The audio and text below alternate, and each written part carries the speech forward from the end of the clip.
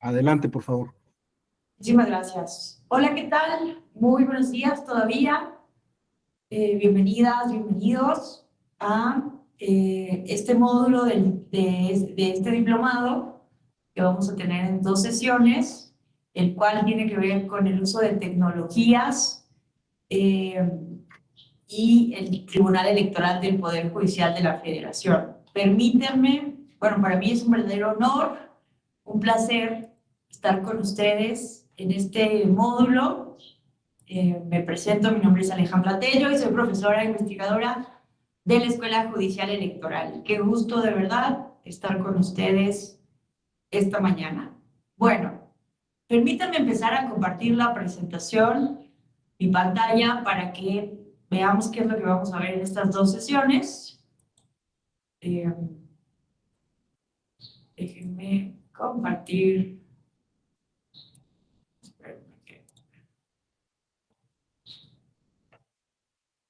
Está listo.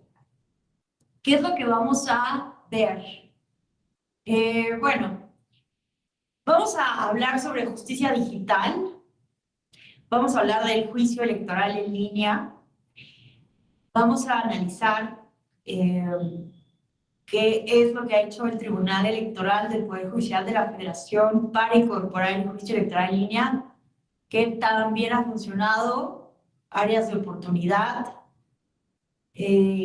Vamos a ver la justicia electoral digital en América Latina. Sobre todo les quiero mostrar el caso de Brasil, que me ha parecido el caso, bueno, tuve oportunidad de observar las elecciones como especialista en justicia electoral de 2022, y una de las cosas que más me sorprendieron del caso brasileño es que toda su justicia electoral está digitalizada.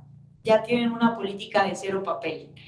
Entonces, ¿qué ha permitido la digitalización en Brasil? Lo vamos a ver, porque permite generar estadísticas muy importantes, entre otras ventajas. Lo vamos a analizar. Vamos a analizar también casos resueltos por el Tribunal Electoral en relación con este tema, y al final pues vamos a analizar los retos de la justicia digital y el uso de los medios digitales en la justicia electoral. Pues bueno, vamos a empezar así con la primera parte. De verdad, si quieren comentar algo, hacer alguna aportación, pregunta, con toda confianza, levantamos la mano o lo ponemos en el chat o prendemos el micrófono. Somos pocos, entonces es posible, ¿no? Poder entablar un diálogo. Si no, de todas maneras, voy a ir abriendo espacios para preguntas y respuestas, pero en cualquier momento también lo podemos hacer. Bueno, vamos a empezar entonces con la primera parte. Pero, bueno. Que está como avanzada. Déjenme para regreso. Ahí está.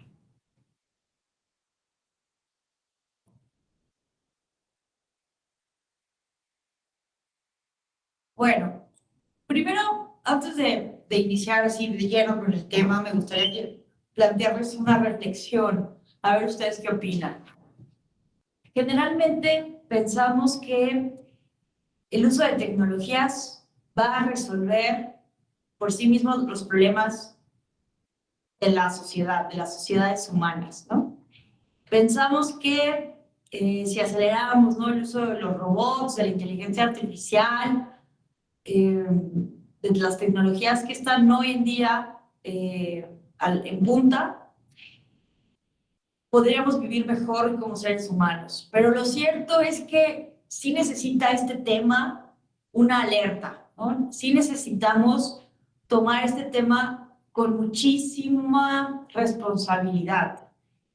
Hace unos días presentaron una carta, entre ellos Elon Musk y otros directivos de diferentes compañías de todo el mundo, a las empresas que están haciendo grandes investigaciones con la inteligencia artificial, ¿no? A propósito de este chat GTP, que ha sido como muy que ha sido un boom, ¿no? Estos días, incluso ayer, ¿no? No sé si lo vieron, ayer el presidente de este tribunal electoral usó el chat GTP en una sesión pública.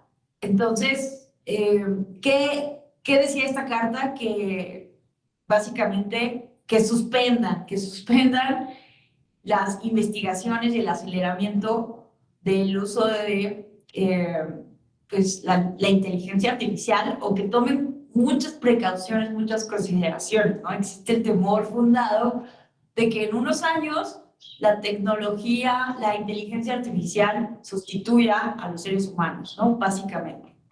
Eso todavía suena a ciencia ficción, pero creo que sí vale la pena hacer esa reflexión, ¿no? De que la tecnología en sí misma no es algo positiva, eh, tampoco negativa, sino que como cualquier instrumento, pues puede servir tanto para el bien como para el mal, ¿no? O sea, para tener avances en la sociedad, pero también puede ser muy peligrosa, ¿no? Simplemente pensemos en la misma declaración de Albert Einstein, quien dijo alguna vez, ¿no? Si yo hubiera sabido el uso que los países le iban a dar a la ciencia, a la teoría de la relatividad, a todo el conocimiento, yo hubiera preferido ser relojero. Imagínense esa declaración de Albert Einstein, que estaba consternado evidentemente por el uso que estábamos haciendo de la ciencia, de la tecnología, del conocimiento. Es decir, y sí, utilizamos este gran conocimiento para crear el arma más grande de destrucción masiva, la bomba atómica. Hoy en día, con una decisión de un Estado, podríamos terminar con la humanidad como la conocemos básicamente, ¿no? Entonces, vale la pena justamente reflexionar esto, ¿no? No porque, como lo vamos a ver en estas horas o la próxima clase, no porque en Brasil tengan completamente digitalizada su justicia, esto significa que ya lo debemos de hacer, ¿no? Creo que no se trata de solamente copiar modelos, copiar el uso de tecnología o seguir una moda. Más bien, lo que tenemos que hacer es pensar qué problema nos podría ayudar a resolver la tecnología, si es viable, si es sustentable a largo plazo, si no deja atrás a personas que están todavía en una brecha digital, ¿no? Hay que tomar en cuenta una serie de consideraciones y planearlo como una política pública, porque copiar un modelo de otro país o copiar una tecnología solo porque sí, en un contexto tan diferente como es el nuestro, que si bien tenemos similitudes con Brasil, y es lo que vamos a platicar, sí se requiere hacer un análisis previo, ¿no? Lo mismo pasa con el voto electrónico, que yo de verdad tenía dudas sobre la sostenibilidad del uso del voto electrónico en México, por ejemplo, pero me convencí, la verdad yo sí me convencí de observar cómo funciona el voto electrónico en Brasil, porque básicamente, se los digo, ¿no? Yo creo que sí hubiera habido una crisis constitucional en Brasil, o sea, imagínense, es un padrón electoral, pongámoslo en dimensión, 150 millones de votantes. Básicamente la mitad del electorado iba a votar por Lula y la mitad por Bolsonaro. La mitad, no la mitad exactamente, ¿no? Pero gran parte del electorado que apoyó a Bolsonaro estaban convencidos de los argumentos de Bolsonaro, de la campaña de desinformación, y creían que las urnas electrónicas estaban manipuladas, que la autoridad electoral era parcial, en fin, creían que había habido un fraude, ¿no? Masivo. Y de verdad, imagínense el contexto de nuestra elección en 2006. Recordemos esa elección que fue muy complicada, el conflicto post-electoral en México fue complicadísimo. La diferencia entre el primero y el segundo lugar fue del 0.56%. O sea, dimensionemos eso. Y el problema fue que en la noche de la elección, Luis Carlos Ugalde no salió a decir el resultado del conteo rápido, por un acuerdo del Consejo General del IFE en aquel entonces. Pero de verdad que en Brasil no se dio esa crisis constitucional y además pues se tenía, ¿no?, detrás intentos de seguir lo que sucedió en Estados Unidos, la toma del Capitolio y todo esto. No hubo una crisis constitucional porque el sistema de voto electrónico en Brasil, era un país tan grande, la cuarta democracia más grande del mundo, tiene perfectamente bien diseñado, manejado, confeccionado su sistema de votación electrónica. Y el mismo día de la elección, en las dos vueltas, en unas cuantas horas, se procesaron, se contaron los resultados definitivos, sin error humano, ¿no? Porque eso es uno de los problemas de la votación en papel, que muchas veces no contamos bien los votos, hay errores humanos, hay dolo muchas veces también, ¿no? Entonces, eso, la verdad, es que es algo positivo y que tendríamos que analizarlo, ¿no? Pero evidentemente Brasil no lo implementó de la noche a la mañana, ¿cierto? Entonces, creo que México vamos por buen camino. Paulatinamente estamos implementando el voto electrónico, vamos a ver cómo va funcionando, pero ese es el tema que yo les quiero aquí transmitir, que la tecnología nos tendría que ayudar a resolver problemas. Y en el caso de la justicia digital, ¿no?, en el caso del uso de medios digitales en la justicia electoral, también, ¿no? Creo que también contribuye el hecho de pensar la justicia digital como un derecho humano. Hay fundamento constitucional para pensar la justicia digital como un derecho humano, ¿no? Simplemente vayamos a lo que señala el artículo primero constitucional.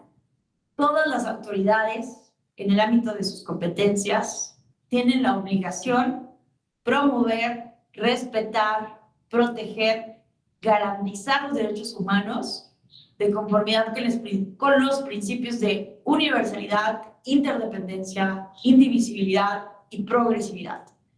En consecuencia, el Estado deberá prevenir, investigar, sancionar y reparar las violaciones a los derechos humanos en los términos que establezca la ley, ¿no? Entonces, aquí hay un mandato para promover todos los derechos humanos.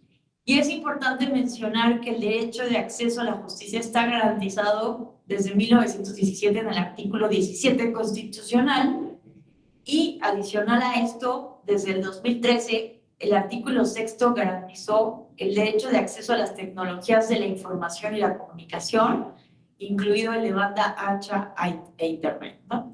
Entonces, ¿no?, vean, si hacemos un análisis, ¿no?, sistemático de este texto constitucional, pues vemos que las autoridades deben de garantizar el acceso a la justicia y el acceso al Internet. Entonces vamos a ver que justamente este fue la consideración que se tomó en cuenta por parte de las autoridades jurisdiccionales de este tribunal electoral en el contexto de la pandemia. Vamos a ver que la implementación del juicio electoral en línea, que el uso de medios digitales para la justicia, se va a dar en un contexto de pandemia en donde, pues evidentemente, estábamos en una crisis mundial, pero seguían presentándose los medios de impugnación. Entonces lo vamos a ir viendo, ¿no? Bueno,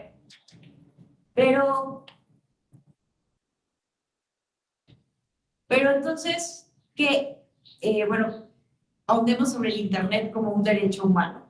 La Declaración Conjunta sobre la Libertad de Expresión de Internet de la Organización de los Estados Americanos de 2011 reconoció el acceso universal a Internet como un derecho humano, ¿no? Además de que esto lo establecemos así en nuestra Constitución, ¿no? En el artículo 6 constitucional, que ya mencionábamos, establece literalmente que el Estado garantizará el derecho de acceso a las tecnologías de información y comunicación, así como a los servicios de radiodifusión y telecomunicaciones, incluido el de banda ancha e Internet. Para tales efectos, el Estado establecerá condiciones de competencia efectiva en la prestación de dichos servicios.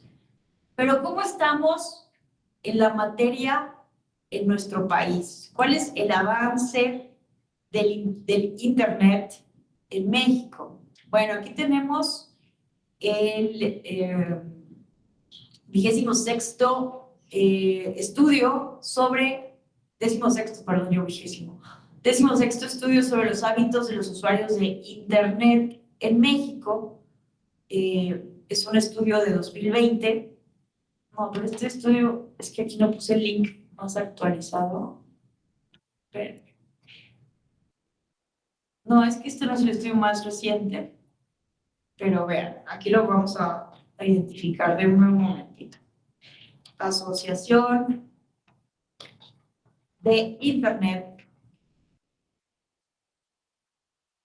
MX.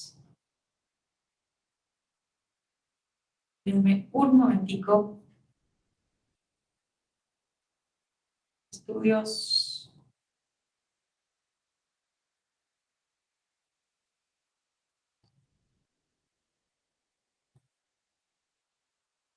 Aquí está. Espérenme. Déjenme compartir de otro modo, de otra forma mi pantalla.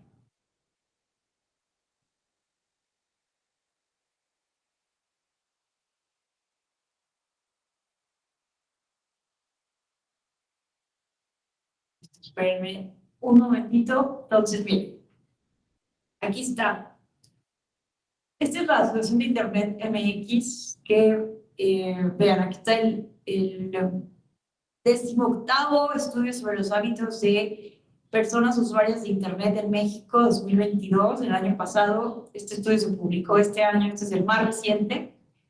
Es que, bueno, este módulo lo tenemos desde la pandemia, ¿no? Entonces, por eso tengo los datos todavía de 2020, pero este es el más actualizado. Vamos a ver qué nos dice sobre la penetración del Internet en México. Bueno, aquí son todos los datos, ¿no? Vean, esto es lo que me interesa que veamos, ¿no? Al 2021 se cuenta en México con 88.6 millones de internautas, lo cual representa el 75.6% de la población de 6 años o más.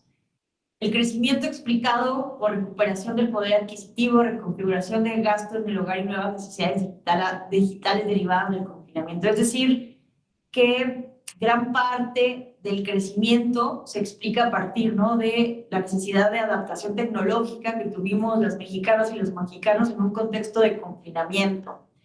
Pero vean, sí resulta interesante ver el crecimiento de la penetración del Internet en nuestro país, que veamos ¿no? Pensemos en la elección del 2015, que fue una de las primeras en donde se empezó a utilizar TikTok, Twitter por el Partido Verde a fin de posicionar las campañas en periodo de veda electoral en Twitter.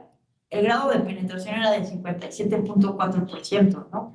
Pensemos en la elección de 2018, que fue la primera en México donde ya las mexicanas y los mexicanos nos enterábamos principalmente de lo que pasaba sobre los procesos electorales a partir de las redes sociales y el Internet antes que la radio y la televisión, y vean que eran ya un 65.5%. Y bueno, ya para el 2021 tenemos un 75.6% de penetración del Internet en México.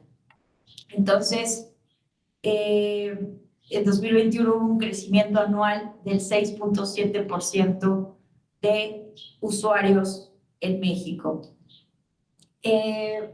Bueno, aquí también vemos, ¿no?, que la adopción de Internet se muestra pues más o menos paritaria, se muestra 51.8% de mujeres, 48.2% de hombres.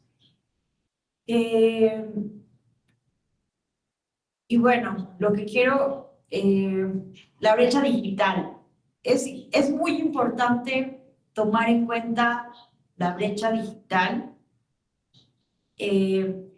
Evidentemente, necesitamos pensar si el uso de las tecnologías, si el juicio electoral en línea no comprometería los derechos de las personas que todavía no tienen un acceso pleno a Internet. Entonces, este estudio también nos da cuenta de la brecha digital miren que todavía hay un 35.1% de la población que no sabe usar el Internet. Y vamos a ver que sobre todo son adultos mayores, personas de 55 años o más, quienes manifiestan no saber usar la tecnología o que también consideran que es cara.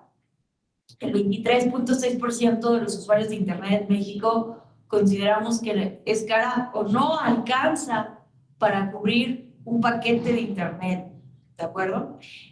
El 18.5% no le interesa, el 15.1% no tiene dispositivo, 4.6% es por un tema de falta de cobertura y 3.1% consideran que es inseguro, ¿no? No les da todavía confianza. Entonces, bueno, vemos que sobre todo son los jóvenes quienes consideran que es cara esta tecnología de 18 a 24 años y que no tienen un dispositivo para usar la tecnología. Bueno, aquí también podemos ver cuáles son los hábitos de conexión. Vemos que sobre todo las personas se conectan, ¿no?, en sus hogares en un 95.8%. La mayor parte de las usuarias y usuarios de Internet en México lo hacen a partir del teléfono móvil en un 66.70%. El 16.3% en el empleo, o sea que ya forma parte de nuestra vida cotidiana más allá del trabajo. Y bueno, hasta en las escuelas, ¿no? El 5.2%. Bueno, todo lo hacemos prácticamente a partir del smartphone, ¿no? Solamente el 42.0% lo hacemos a partir de computadoras. Eso también es relevante conocer. Aquí también está, pues, los días, ¿no?, en que se utiliza el Internet de manera de entretenimiento, de comunicación, de tiempo libre, que evidentemente son los sábados y los domingos. Y bueno, también es relevante saber, ¿no?, que el 25.2% de los internautas reportaron conectarse a Internet todo el día por igual, ¿no? Entonces, ya, yo aquí tengo mi celular, no sé ustedes dónde lo tienen, pero ya es algo habitual, ya forma parte de nosotros, ¿no? Es prácticamente como un brazo extra, un cerebro extra. No sé si a ustedes les ha pasado, ¿no?, pero cuando se nos olvida el celular en el coche, en el transporte público, en la casa, uno se siente como que le falta algo, lo cual no necesariamente es positivo, porque hay una dependencia ya de este aparato justamente para sentir que te sientes bien, ¿no? Entonces, es la realidad que estamos viendo, definitivamente. Ya el 25.2% de los internautas en México nos conectamos a Internet todo el día por igual, ¿no? Es uno de los argumentos de por qué, ¿no? Por ejemplo, yo sostengo que necesitamos, evidentemente, ya replantear el modelo de comunicación político-electoral que sigue pensando el concepto de equidad en la competencia a partir de que la autoridad distribuye equitativamente spots en radio y televisión, cuando la realidad del consumo informático electoral está cambiando a una velocidad importantísima, ¿no? Entonces necesitamos replantearnos eso urgentemente, sobre todo por el Congreso de la Unión y los congresos estatales. En fin, aquí tenemos, ¿no? La mayor parte de las personas se conectan en la media tarde, de las 4 a las 7. Ah, no, en la noche, miren, ¿no? En la noche desde las 7 hasta las 21 horas. ¿Cuáles son las actividades en línea que hacemos más? Enviar mensajes por servicios de mensajería instantánea, el WhatsApp, ¿verdad? Acceder a las redes sociales, a las plataformas. En estudios anteriores el acceso a las redes sociales estaba por encima. Vemos que ya superó el envío de mensajes por servicios de mensajería instantánea a las redes sociales. Escuchar música, ver películas, enviar y recibir mails, pero vean, realizar trámites, que es el tema que nos interesa. Los internautas mexicanos en un 27.3% ya realizamos trámites en línea. Y a propósito de nosotros que estamos hoy aquí en este diplomado, ¿verdad? Desde diferentes puntos del país, también ya hay un porcentaje importante de internautas que ocupan Internet para tomar cursos en línea. Creo que esa es una de las cuestiones más relevantes, más importantes de la tecnología, que nos está ayudando a acelerar la coordinación del aprendizaje social.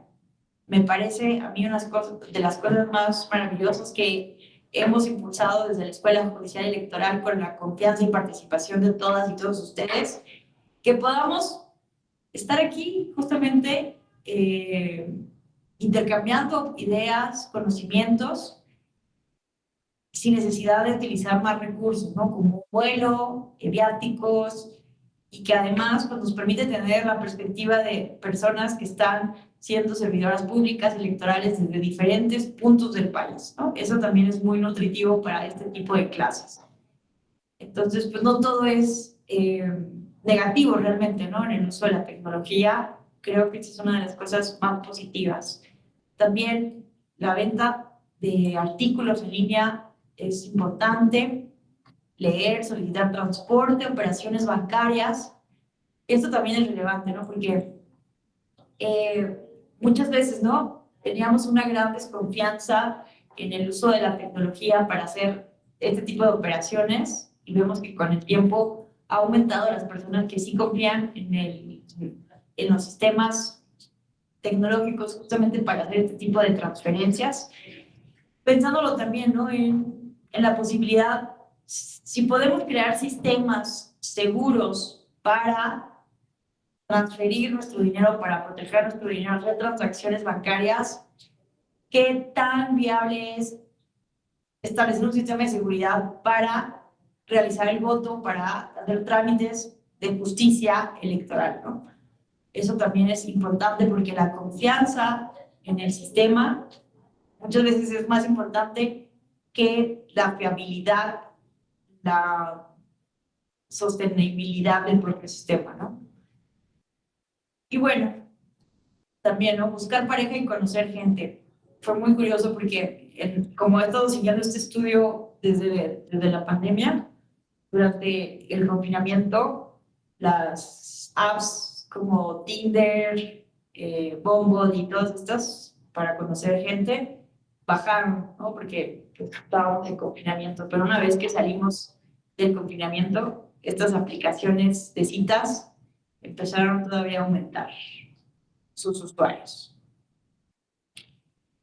Y bueno, ustedes me dirán, ¿no? ¿Por qué tendrían que ser relevantes estos datos? Bueno, pensemos en una aplicación práctica que sí ha pasado, ¿no? En la justicia electoral, ustedes recordarán que en la elección de 2021 justamente se denunció a más de 140 influencers de Instagram por anunciar la campaña del Partido Verde Ecologista de México en periodo de veda electoral.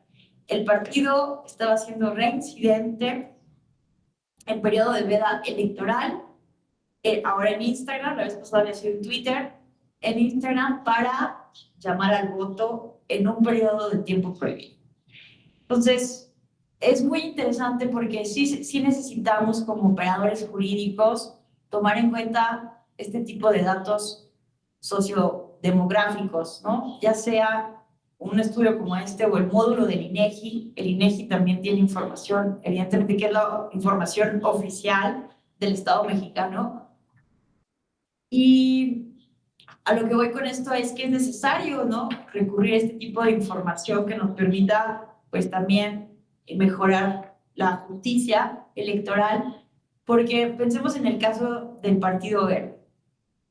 Se acreditó en el 2015, no se pudo sancionar al partido en relación a la contratación de estas personas famosas. En ese entonces todavía le llamábamos personas famosas, todavía no usábamos la palabra de influencer. En el 2015 no se pudo sancionar a las personas famosas, al partido por esta campaña, porque no hubo pruebas, ¿no?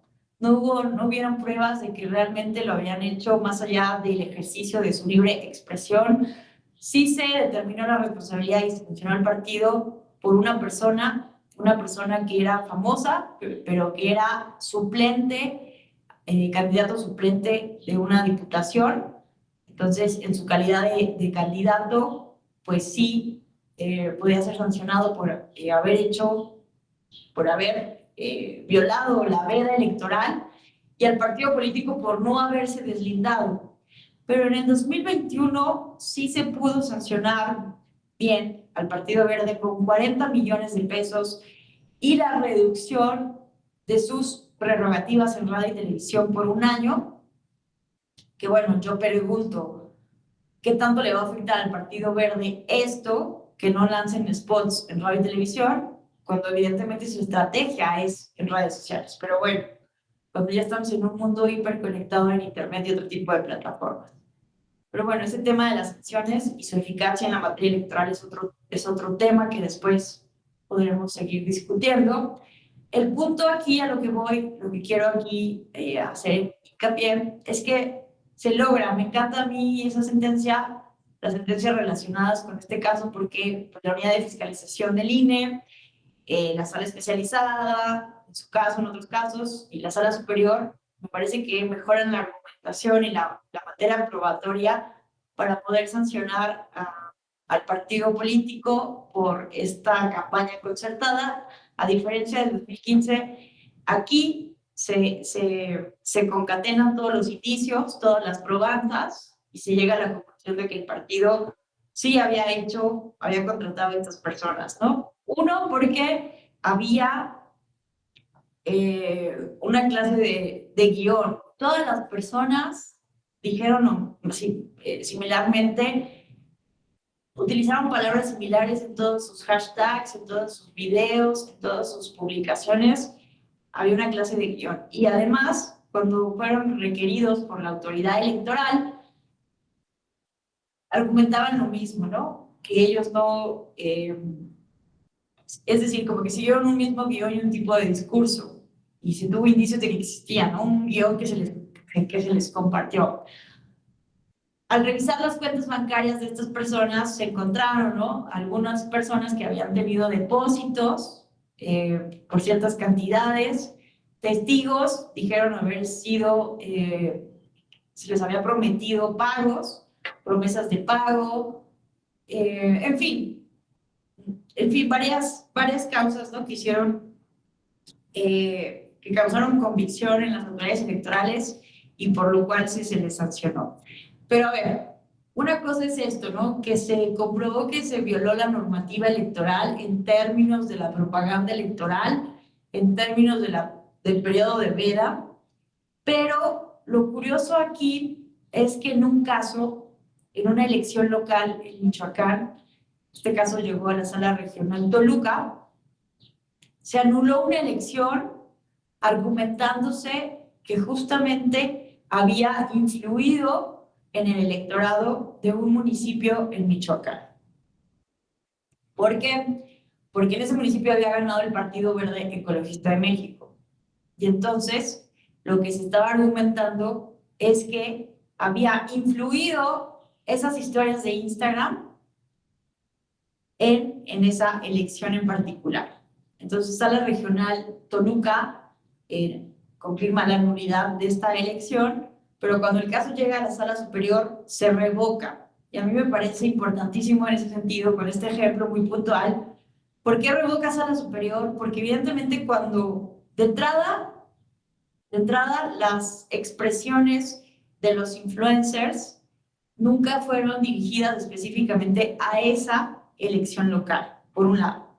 Por otro lado, el Partido Verde llevaba 2 o 3 elecciones anteriores con resultados similares de votación en ese municipio, ¿no? Entonces no había una idea que nos llevara a creer que había sido especialmente extraordinario la victoria del Partido Verde en ese municipio específico de Michoacán.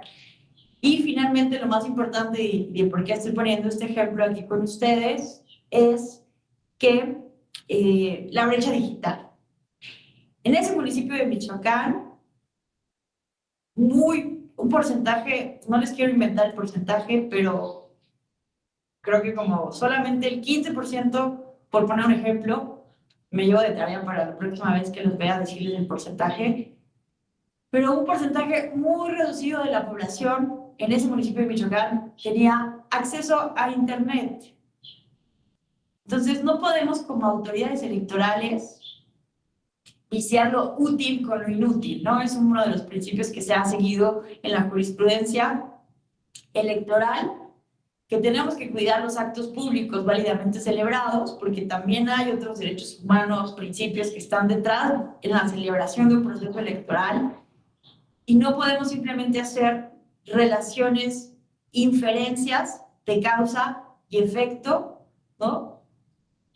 Reduccionistas, me parece, ¿no? Simplemente decir, porque el Partido Verde hizo una campaña, ya significa que por eso ganó una elección en Michoacán. No hay elementos para hacer esa relación causal, porque pasó A, entonces pasó B, ¿no? Entonces, al contrario, mientras se van analizando los datos sociodemográficos, el acceso al Internet, la brecha digital, pues uno se da cuenta que esta relación causal se pierde.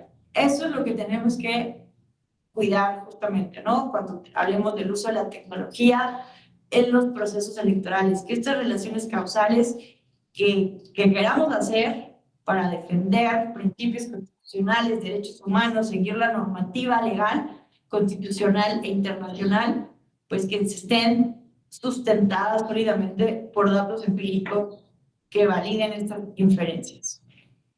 Y bueno, aquí vemos que la red social más utilizada para hacer videollamadas es WhatsApp, Zoom, Google Meet, en fin. Pero vean, ¿no? El robo de datos personales es la principal preocupación de las personas usuarias de Internet. Aproximadamente 7 de cada 10 se encuentran preocupados por esta práctica. Esto me parece relevante porque esto también afecta. Vamos a ver que afecta también la confianza de las personas litigantes en la materia electoral para usar el juicio electoral en línea. No hay como confianza de que realmente el proceso, ¿no? La sustanciación, todo el trámite que implica la presentación de un medio de impugnación va a ser fidedigno, tal como llevan muchos litigantes electorales muchísimos años haciéndolo en papel, ¿no? Entonces, ahorita vamos a ver, bueno, más adelante el juicio electoral en línea, pero esto ha sido un tema. Vamos a ver que no ha sido tan usado como lo esperábamos, el juicio electoral en línea. Se decía, no había una preocupación de, no, es que imagínense, si de por sí en México impugnamos por todo, que si porque cantó el gallo en la mañana, impugnamos, ¿no? Entonces, esa es una de las observaciones más importantes que nos ha hecho la OEA. Si ustedes revisan los informes de las últimas elecciones, yo, el más reciente que revisé, el del proceso de revocación de mandato, vino una misión de acompañamiento de la OEA a nuestro país, y eso nos observaron, que hay una alta litigiosidad en México. Entonces, no es un síntoma necesariamente de salud democrática el hecho de que tengamos saturado nuestro sistema de justicia electoral.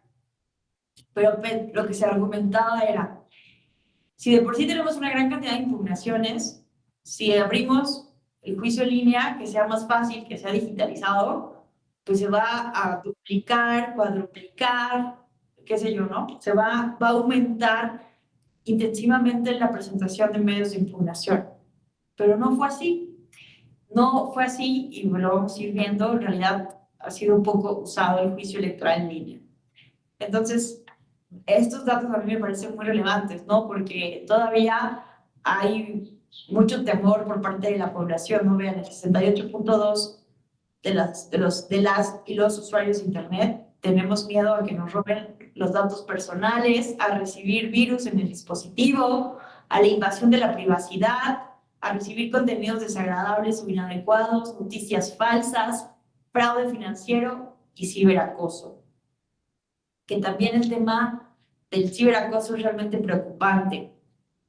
Hay un módulo del INEGI que habla de la violencia digital, del ciberacoso, y es realmente preocupante porque además lo estamos normalizando. Estamos normalizando que lleguen bots, que lleguen trolls y que con un lenguaje extremadamente violento nos inhiban la libertad de expresión, ¿no? Y especialmente a las mujeres los datos reflejan que sobre todo a las mujeres el ciberacoso tiene que ver con la objetización sexual y el ofrecimiento de prácticas sexuales no solicitadas. En fin, bueno, también esto es interesante. La mayor, bueno, acá lo podemos ver mejor. Miren, esto a mí me encanta porque 95% de las personas usuarias de Internet en México contamos al menos con una plataforma de red social o mensajería instantánea. El 16.4% de las personas no tienen una cuenta activa o la cancelaron y el 83.6% nunca han tenido. ¿Por qué? Nunca han tenido. No entendí este dato.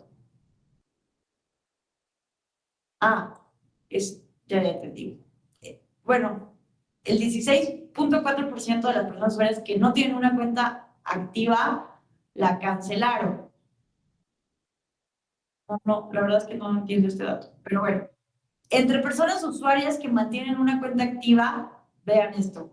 WhatsApp, Facebook y YouTube son las de mayor uso, ¿no?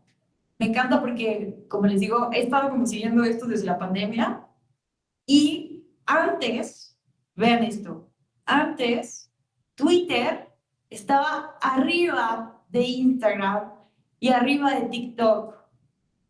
Y vean, TikTok apenas estaba entrando al mercado mexicano en 2021 y vean ahorita ya desbancó completamente a Twitter, ¿no? Quienes somos tuiteros, como una servidora, pensamos muchas veces, ¿no? De manera ingenua que la vida se lleva en Twitter, que la realidad social es lo que dice Twitter, pero evidentemente vean, está completamente desbancado Twitter por TikTok y por Instagram para 2022. Antes también la aplicación que mayor uso tenía en México era Facebook, después le seguía WhatsApp, pero vean cómo también Facebook va reduciendo su, pues sí, su crecimiento, va decreciendo, ¿verdad? Pero esto es lo relevante, ver cómo las redes sociales tienen, ¿no? Esta penetración en nuestro país. Y esto es relevante porque evidentemente, sobre todo en el tema de TikTok, ya estamos viendo cómo los políticos, políticas mexicanas, están justamente entrándole a TikTok, a este tipo de comunicación muy relajada, muy disfrutable, ¿no? Como para ganar adeptos entre la población juvenil, entre la generación Z. Tuvimos una tertulia en la Escuela Judicial Electoral en enero de este año con el doctor Marco Arellano Toledo. Si no tuvieron la oportunidad de acompañarnos, les invito a que la vean en el canal de YouTube de la Escuela Judicial Electoral o del Tribunal Electoral. En uno de esos dos canales debe de estar. Es de las mejores tertulias que hemos tenido en la Escuela Judicial Electoral, porque Marco Arellano es experto justamente en comunicación política y nos explicó de forma muy didáctica cómo están utilizando los políticos, Marcelo Ebrard, Arturo Saldívar, Claudia Sheinbaum, el mismo Santiago Krill, estas aplicaciones, bueno, TikTok principalmente, para ganarse a la generación Z. ¿Cuáles son los valores de la generación Z? ¿Por qué TikTok está teniendo tanto crecimiento? ¿Y cuál es el nivel de engagement, ¿no? Que nosotros, esto también es relevante porque en todos los casos que han llegado a las autoridades jurisdiccionales, hemos querido justamente sancionar o acreditar la responsabilidad. Estoy pensando en el caso de Mariana Rodríguez, ¿no? Que el INE en un primer momento había cuantificado para la campaña de su esposo, en ese momento candidato a la gubernatura de Nuevo León, las historias, como como una aportación en especie, cuando eso no estaba en ningún lado legislado, pero bueno, el INE lo estaba haciendo así. Y empezamos a discutir, ¿no? ¿Qué significa que una persona sea influencer? Simplemente porque tenga 2 millones, en ese momento todavía tenía Mariana Rodríguez 1 millón de seguidores. O sea, esto realmente necesitamos como debatirlo, porque no simplemente porque alguien tenga 1 millón, 2 millones de usuarios, simplemente por eso va a ser una persona influencer y puede influir en una competencia electoral. Pensemos en Barack Obama. Barack Obama es en estos momentos la persona con el mayor número de seguidores en Twitter. Y ni aún así, ni con el poder de la silla presidencial en la que estaba en la elección de 2016 donde ganó Donald Trump, ni con ese nivel de seguidores en Twitter, ni con el poder del Estado, digamos así, de su investidura presidencial, evitó que lo que ganara Donald Trump, hablando en diferentes spots y espacios a favor de Hillary Clinton. Yo sé que Estados Unidos es un contexto completamente diferente, pero necesitamos realmente discutir este tipo de cuestiones en México, porque simplemente por 1 millón de seguidores de Mariana Rodríguez ya afirmamos sin mayor estudio que ella hizo ganar a Samuel García y que le aportó millones y millones de pesos a su campaña. Me parece que no son estas relaciones causales tan sencillas de concatenar. Entonces, evidentemente hubo otros factores, ¿no? En Estados Unidos, como la campaña de desinformación, la apelación a el populismo, ¿no? Un populismo que está buscando desmarcar que va contra la clase política tradicional, apelar a esta idea de volver a ser América grande de nuevo.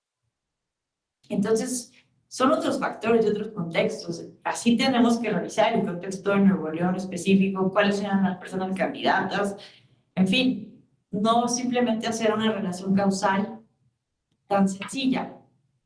Entonces, en TikTok, lo que nos dijo Marco Arellano, lo que se analiza no simplemente es ver cuántos seguidores tiene una persona y decir, sí, ya es influencer, la sancionamos, ¿no? Porque además, en el caso de Mariana Rodríguez, por ejemplo, es una persona física con actividad empresarial. De acuerdo a la jurisprudencia del Tribunal de Reglamento de Fiscalización, las personas morales no pueden hacer aportaciones a las campañas de los partidos políticos y por una interpretación jurisprudencial tampoco lo pueden hacer las personas físicas con actividad empresarial. Pero aquí el problema es que se estaba considerando una aportación en especie hacer una publicación en Instagram. ¿Qué implicaría esto de haberlo asumido así sala superior?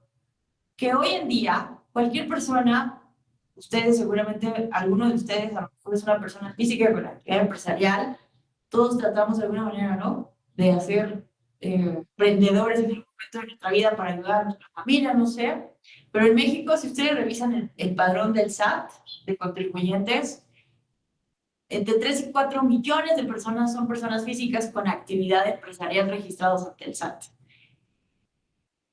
De entrada, el INE tendría la capacidad de monitorear las cuentas de 4 millones de mexicanos y mexicanas.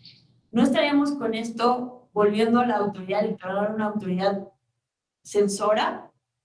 Así de, no puedes hablar de partidos políticos como persona, aunque sea ciudadana y ciudadano, simplemente por ser persona física con actividad empresarial, no podrías hacerlo. Y bueno, y alguien me va a decir, pero es que Mariana Rodríguez no es cualquier persona física con actividad empresarial, es una influencer. Pero insisto, ¿a partir de cuántas miles de seguidores alguien puede ser un influencer? Y ojo, porque los expertos nos dicen que no necesariamente una cuenta necesita tener un número importante de seguidores, sino que justamente lo relevante es el engagement. Y el engagement se mide, es una fórmula que se utiliza multiplicando, por ejemplo, el número de seguidores con el número de likes entre el número de compartidos o el número de comentarios, ¿no? O sea, hay como una fórmula ahí que se utiliza justamente para analizar el éxito de una campaña publicitaria, el éxito de un mensaje. Y lo que nos decía Marco Arellano en esta tertulia es que, por ejemplo, ¿no? El que ha tenido el mejor engagement hasta el momento ha sido Marcelo Ebrard, porque él lo ha sabido hacer muy bien, ¿no? También Arturo Saldívar tiene un nivel de engagement muy importante con la juventud a través de TikTok. Caso contrario con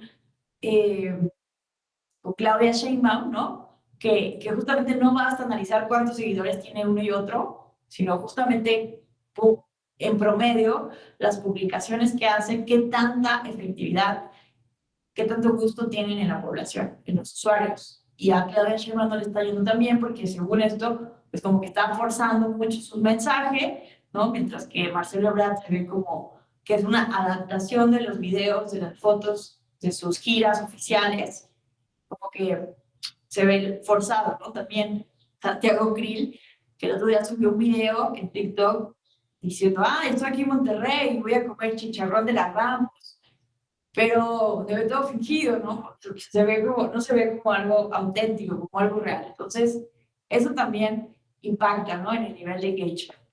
En fin, a lo que voy con todo esto es que eh, necesitamos justamente actualizarnos este tipo de mediciones, porque, insisto, ¿no? Todavía nuestra legislación electoral está hablando de la equidad de la competencia a partir de que el INE distribuya el pautado entre candidatos y partidos políticos, como se ha hecho desde 2007. Me parece que está completamente rebasado y que vamos a hacer, ¿no? Las autoridades electorales. A mí me preocupa mucho esto, no sé ustedes qué opinen. A mí me preocupa mucho esto, que tengamos una elección altamente competitiva y que se dé un escenario de guerra informática, un escenario de manipulación informática, un escenario de desinformación. ¿Qué vamos a hacer en un contexto así, ¿no? Entonces, evidentemente las autoridades jurisdiccionales tienen herramientas, también las administrativas, ¿no? Así lo hemos hecho desde los primeros casos que han llegado a la jurisdicción electoral, pero no estamos previendo lo que ha pasado en Inglaterra en el caso Brexit, en Colombia con el plebiscito de paz, que ganó, de acuerdo a muchos expertos, la campaña de desinformación por el no al plebiscito de paz en Colombia. Lo mismo en Brasil, no saben la situación de tensión.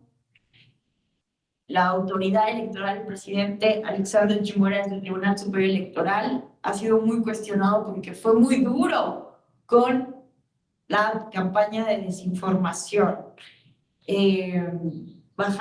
Cerraron canales de Telegram, se prohibieron algunos días Telegram en Brasil para poner un alto a las compañías y a esta campaña de desinformación. Y ha sido criticado Brasil porque justamente, pues a veces se fue de los límites. Acá les platico que Brasil no realiza un control de convencionalidad muy estricto, que digamos, realmente no es algo que se haya introducido en su cultura jurídica como sucede aquí en México, ¿no? Que los jueces, las juezas, utilizan ya mucho el control de convencionalidad, ¿no? Desde 2011 se ha ido incorporando muchísimo este bloque de constitucionalidad, ¿no? No solamente forma parte de la normativa electoral, la Constitución Federal, la Constitución local, las leyes electorales, sino también los tratados internacionales, las convenciones, los estándares internacionales. Pues en Brasil esto no está muy normalizado, entonces como que no toman en cuenta esos parámetros. Y por eso ha sido criticado muchísimo el Tribunal Superior Electoral de Brasil, porque si bien también ganaron un premio internacional por combatir la desinformación con medidas positivas, el mismo Tribunal Superior de Brasil tiene un canal de TikTok que a mí me encanta, es maravilloso, en donde explican, ¿no? a mí me parece que este es uno de los ejemplos más importantes de cómo se puede informar entretenidamente. Porque la crítica a los políticos mexicanos como Saldívar, como Marcelo Ebrard, que están utilizando TikTok para caerle bien a la juventud, es que no están informando realmente contenido de calidad, no simplemente salen a bailar o haciendo tonterías, etcétera, para causar la risa, el disfrute, pero creo que sí se puede usar TikTok de una manera en que sí informe a la ciudadanía, y es el caso de Brasil, ¿no? Que con un TikTok, que les voy a enseñar mañana, algunos ejemplos, es una de las estrategias más óptimas para combatir la desinformación en aquel país, ¿no? Entonces, insisto, necesitamos en México tener una gran cantidad de discusiones. Sobre todo, el Poder Legislativo es el que tendría que estar analizando qué reglas, qué medidas se van a implementar para garantizar la neutralidad en el Internet, para garantizar que el voto sea libre, que sea informado. ¿Cómo sabemos hoy que no estamos siendo manipulados por el algoritmo de las redes sociales? ¿Cómo sabemos hoy que nuestra opinión política no está influida por la estrategia de desinformación que emprenden políticos, empresarios y grupos de choque en nuestro país y en todo el mundo? ¿Cómo sabemos que nuestra opinión realmente es libre? ¿Cómo sabemos que no odio a Andrés Manuel López Obrador, el presidente de la República, porque siempre estoy viendo a los mismos comentaristas que también lo odian? ¿O cómo sé que amo a López, que yo amo a López Obrador y lo defiendo a capa y espada porque siempre estoy en una burbuja informativa donde siempre se repite la misma información? ¿Me explico? Entonces, por eso creo que el concepto de equidad en la competencia a partir de radio y televisión es lo más anacrónico de nuestro sistema electoral, porque vean lo que está sucediendo en el mundo. Entonces, bueno, yo no sé qué vamos a hacer, insisto, en un escenario de una elección que sea muy cerrada, como la de 2006, y que se dé estas campañas que están ocurriendo en todo el mundo de desinformación. Y no sé si ustedes han visto, pero recientemente se han vuelto virales fotografías creadas por inteligencia artificial que parecen completamente reales. No sé si vieron una, bueno, vamos a verla aquí, una del Papa eh, con un abrigo blanco.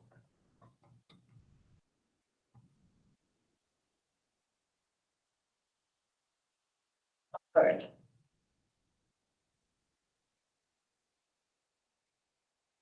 esta, esta, no sé si la vieron. Vean, lo que el abrigo de inteligencia artificial del Papa dice sobre el futuro de la moda, ¿no? Entonces, vean, todas estas imágenes que sale el Papa vestido a la moda son falsas, pero ¿a poco no se ven completamente reales?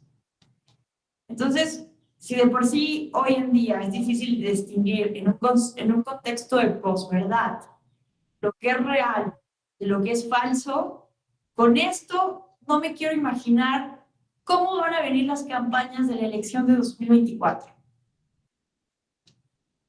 Con una imagen así, ¿no? Podemos poner a cualquier político en cualquier aprieto. ¿Qué vamos a hacer? Realmente se los pregunto, ¿qué vamos a hacer? Vean esta otra imagen. Donald Trump arrestado. Hoy Donald Trump está siendo acusado por, eh, por haber pagado a una prostituta.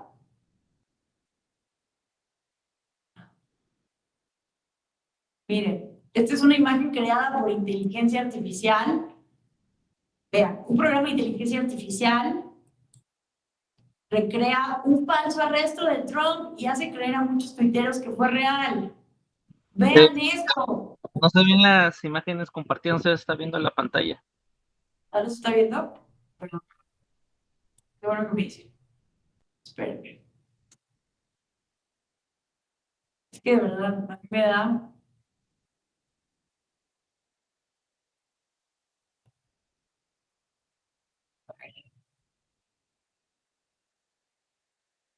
Listo.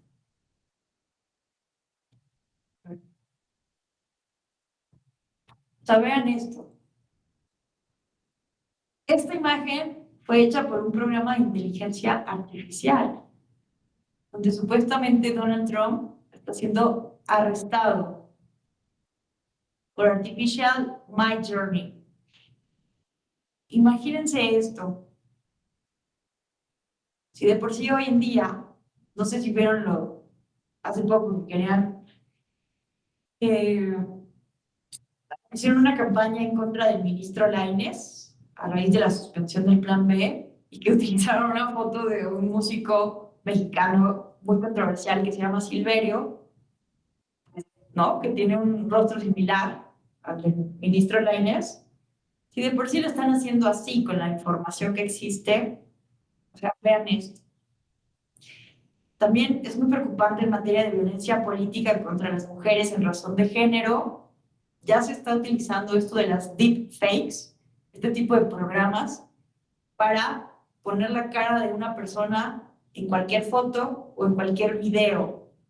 Entonces, está pasando en el mundo que se utiliza el rostro de una mujer para ponerlo en videos pornográficos y arruinar su carrera política, su campaña de esa manera. Porque evidentemente afecta más a las mujeres lo que conozca la sociedad sobre su sexualidad, desafortunadamente por estos estereotipos de género. Entonces,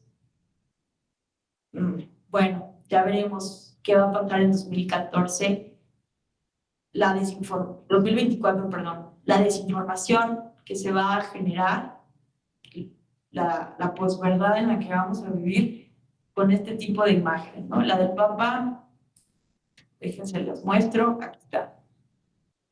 O sea, vean esto, ¿no? Y mucha gente se quedó con la idea de que el Papa se está vistiendo así a la moda ahora, ¿no? No todos los medios van a tener esta ética de poner falso en todas estas imágenes, ¿no? Inteligencia artificial generada por inteligencia artificial. Pero vean, se ve completamente real. Bueno, vamos a tener que enfrentar a esto seguramente muy pronto en la justicia electoral. Bueno, no sé si hasta aquí alguien quisiera comentar algo, preguntar algo, cuestionar algo. ¿Qué tal, Alberto? Te escuchamos.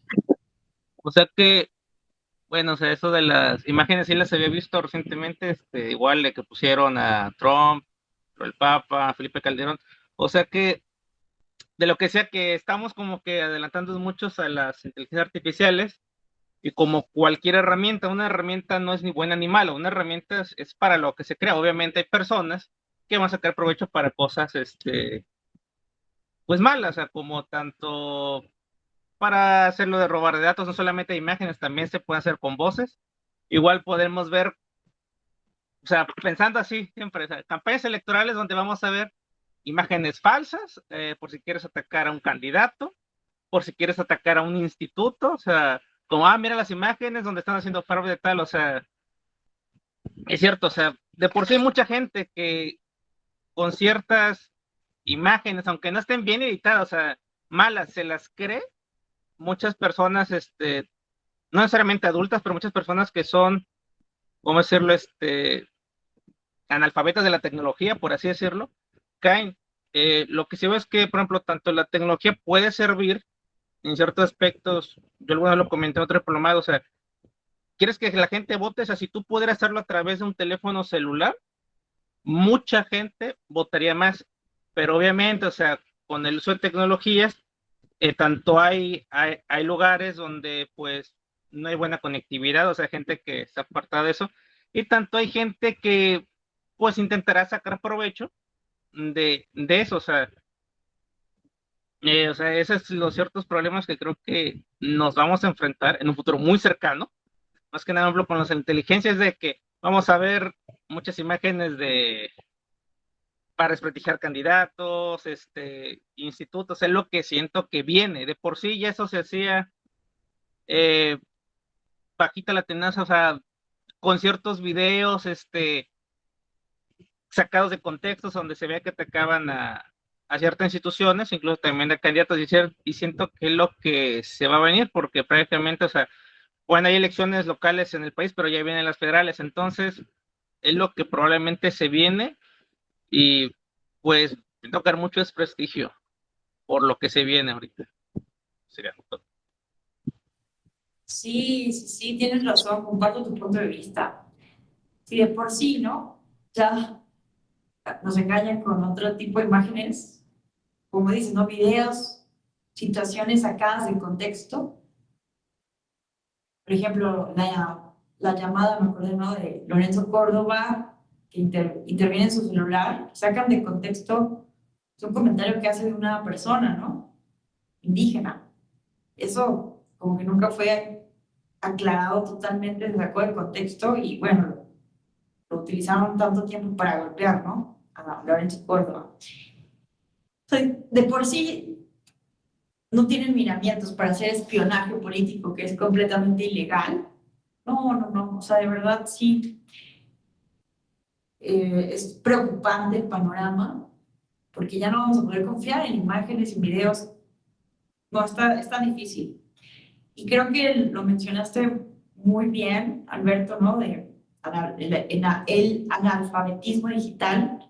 Tenemos que acelerar los esfuerzos justamente para generar ese pensamiento crítico, la alfabetización digital, que al menos haga a las personas, al ciudadano promedio, a la ciudadana promedio, dudar, cuestionar la información que reciba, ¿no? Sea la que sea, tan real o tan falsa como se vea. Pero creo que tenemos que ir pensando en escenarios de este tipo porque se van a venir fuertes.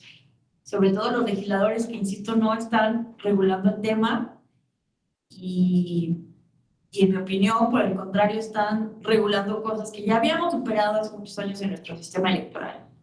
Pero bueno, no sé si alguien más quisiera comentar algo, eh, cuestionar algo, aportar algo, ¿no? Bueno, sigamos.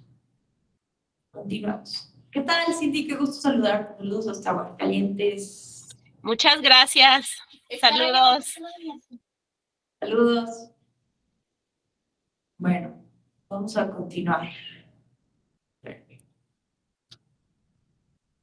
Una ventana. Aquí está. Bueno, eso es un poco sobre el Internet en México, pero vamos a hablar de otro concepto. La democracia digital, la e-democracia, la ciberdemocracia, la idea de estos conceptos justamente es utilizar el Internet para el bien, ¿no? Utilizar el Internet para potencializar los derechos humanos, poner Internet y la tecnología al servicio de la ciudadanía, buscando una comunicación más horizontal. Los medios tradicionales, la radio y la televisión, generalmente permiten una comunicación unidireccional, donde el, la persona que comunica simplemente envía un mensaje y el ciudadano y la ciudadana se vuelven receptores, no se vuelven personas comunicantes. La idea de la democracia digital es convertir la comunicación de manera horizontal, ¿no? Entonces, la e-participación implica un I-government, ¿no? Un poco también para desdibujar esta frontera que existe en la democracia representativa, ¿no? Que una vez que votamos por nuestros representantes, nos olvidamos de su gobierno, de su desempeño como servidores públicos, y yo me dedico felizmente a la vida privada. La idea de la e-participación, de la e-democracia, del e-gobierno es empoderar justamente a la ciudadanía a través de la participación en Internet, a partir de una información adecuada sobre las maneras de consultar información y de participar. ¿Cuáles son los derechos humanos que pueden potencializar la democracia digital, la e-participación? Bueno, la participación, la libertad de expresión y de opinión pública, el acceso a la información, la libertad de asociación, la pluralidad de partidos políticos, la transparencia y la rendición de cuentas. Seguramente muchísimos más derechos humanos se pueden potencializar con el uso de las tecnologías, pero estos son los centrales, ¿no? Los centrales que definitivamente un uso adecuado de la tecnología nos puede ayudar a potencializar. Hay en Argentina algo que se llama el Partido del Internet. Pia Mancini, si tienen oportunidad ella tiene un TikTok, es una activista política argentina, politóloga argentina, que tiene un video muy interesante, un TED Talk, ya saben, de estas conferencias breves que han sido muy exitosas, donde ella nos invita a una reflexión realmente sugestiva. Nos dice, ¿por qué si hoy en día hacemos prácticamente cualquier cosa a partir de las tecnologías, de las plataformas digitales, hacer las transacciones bancarias? Incluso yo he visto recientemente, ¿no?, que ya se puede comprar hasta un coche por internet sin que tengas que ir a la agencia. Te lo mandan a tu casa, la agencia te lleva tu coche si tú le eliges de un catálogo en internet. Entonces, si hacemos todo ese tipo de cosas, estamos innovando tanto, ¿por qué no hemos innovado en la materia política? El mismo edificio, ¿no? El mismo, es que ella pone así dos imágenes, ¿no? Del Congreso en Inglaterra. ¿Por qué seguimos con la misma tecnología para las decisiones políticas, ¿no? Es el mismo Congreso utilizado desde que se forma el Parlamento inglés hasta la actualidad. Seguimos teniendo intermediarios que van físicamente a votar decisiones que en realidad nos interesan a todas las personas, ¿no? Bueno, en ese caso a las personas inglesas, a la ciudadanía inglesa. ¿Por qué no hemos innovado en la materia política? ¿Por qué no hemos utilizado la tecnología para romper con los problemas de la democracia representativa, que se ha vuelto muy endogámica, donde siempre están tomando las decisiones los mismos, donde no se permite que entren otros grupos, mujeres, grupos históricamente discriminados? Simplemente analicemos, ¿no? Hoy, bueno, el miércoles pasado se iba a analizar, se iba a votar y aprobar una reforma constitucional en donde todos los grupos parlamentarios estaban de acuerdo, con excepción de Movimiento Ciudadano, una reforma constitucional para limitar las atribuciones del Tribunal Electoral en materia de acciones afirmativas.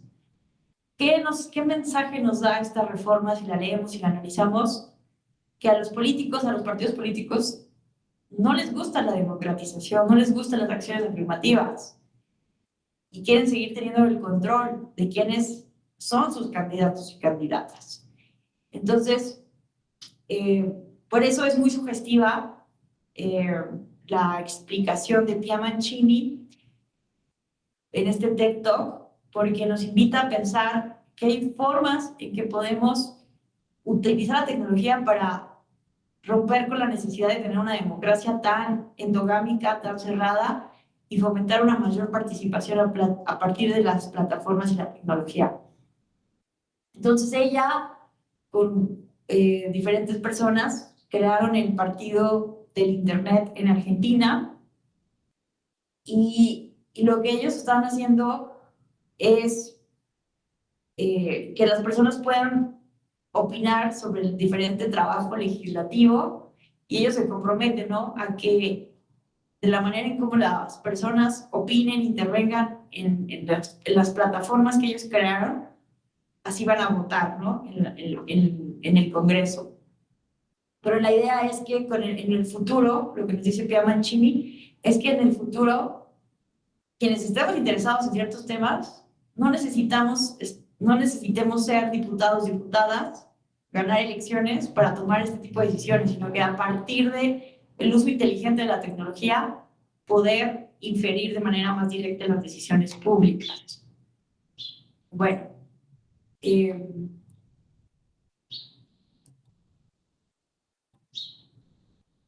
más? En fin, pero ¿qué es la justicia digital? Ya hablamos del Internet como un derecho humano, la democracia digital, cómo se pueden potencializar los derechos políticos, ya vimos cómo está la situación de Internet más o menos en México, pero ¿qué es la justicia digital? Es el recurso a las tecnologías de la información y la comunicación para mejorar el acceso de la ciudadanía a la justicia y para la eficacia de la acción judicial, entendida como toda actividad consistente en resolver un litigio o en sancionar penalmente una conducta.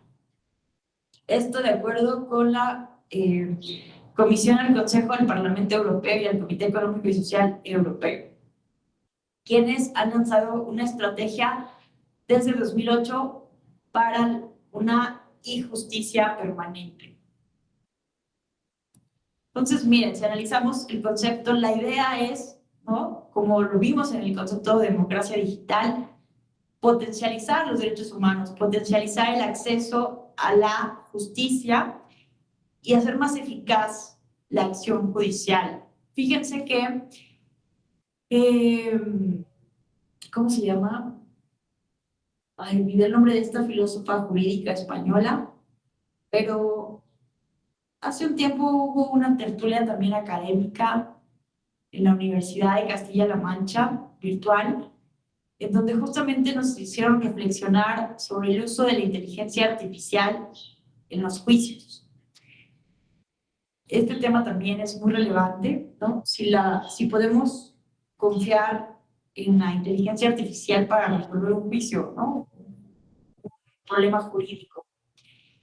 Y yo antes, evidentemente, tenía una postura completamente en contra, ¿no? Así de cómo es posible que pudiéramos confiar en inteligencia artificial, una cuestión tan importante como es la justicia humana. Pero lo que argumentaba era María Gascón. María Gascón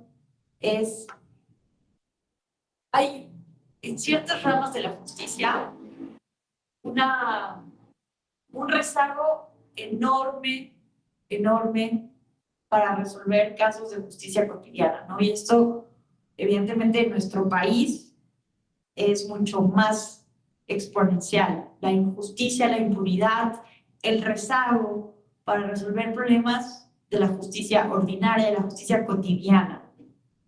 Entonces, los programas de inteligencia artificial sí pueden ayudar a los tribunales de justicia en todo el mundo, ojo, no a tomar la última decisión, pero sí en aquellos casos fáciles, en aquellos casos donde ya se ha pronunciado el tribunal de manera previa, con ciertas condiciones, no a volverse juez, pero a presentar ante los jueces la solución jurídica más óptima de tomar.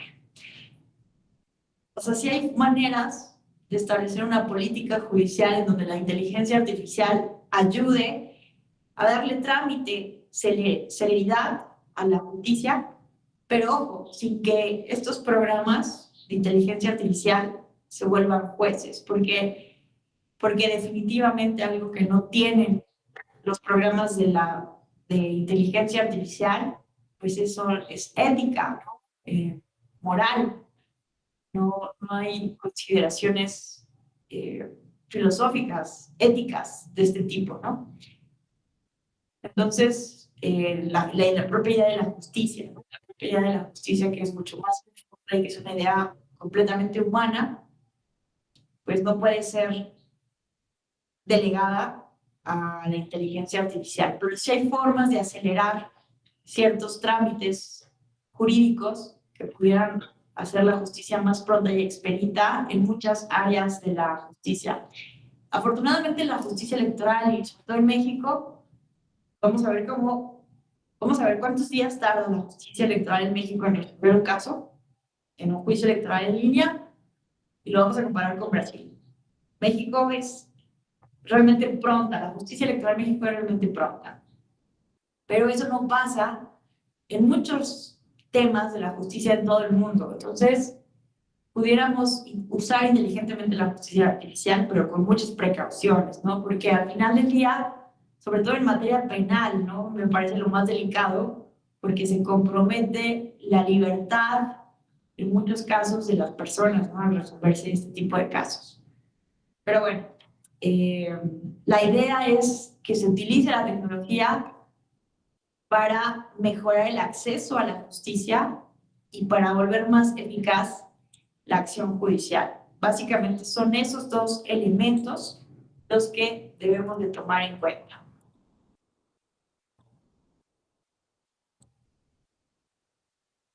Bueno, vamos a hablar de las tecnologías, ahora sí, en la justicia electoral. Miren, ¿cuáles son los antecedentes? Algunos antecedentes de las TICs en la justicia electoral. Fíjense que en 2007, en la Ley General del Sistema de Medios de Impugnación en materia electoral, que hoy sigue vigente a partir de la suspensión del llamado Plan B, ¿no? Que el Plan B, como ustedes recordarán, abroga toda la Ley General del Sistema de Medios de Impugnación y crea una nueva ley de medios de impugnación que nos deja solamente 4 medios de impugnación electorales. Pero ahorita eso está suspendido. Entonces, sigue estando esta Ley General del Sistema de Medios de Impugnación en materia electoral vigente.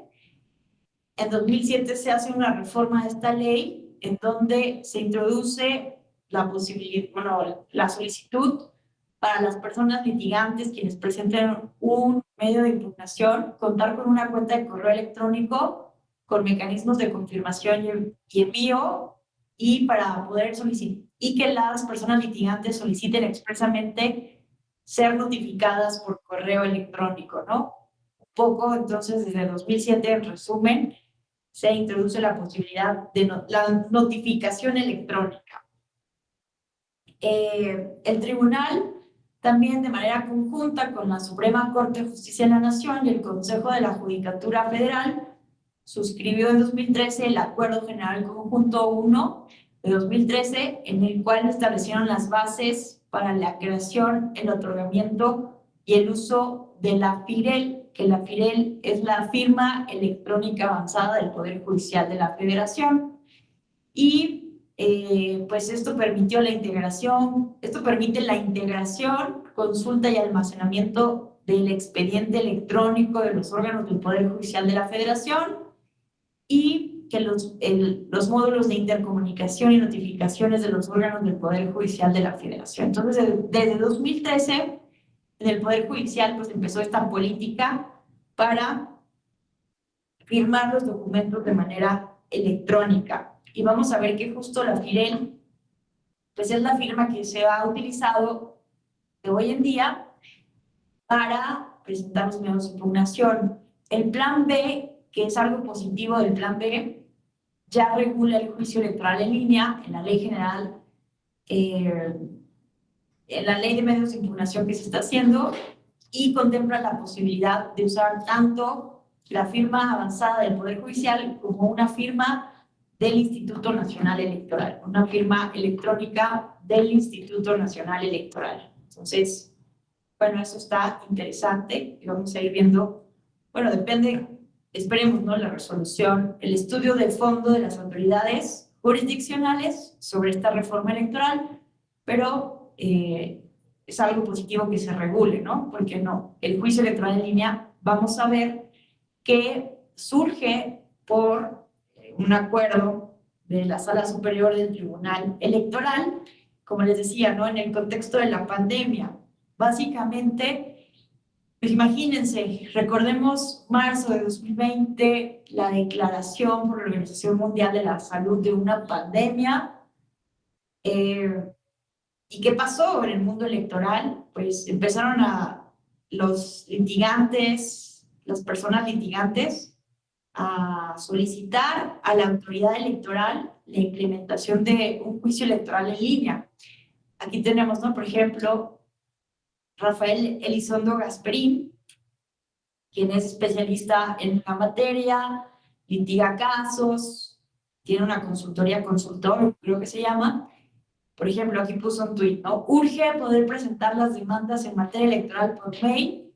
Es una falta de consideración, de sensibilidad y de solidaridad que a las y los justiciables les exijan presentar por escrito, firmada autógrafamente y ante las autoridades responsables las demandas, ¿no?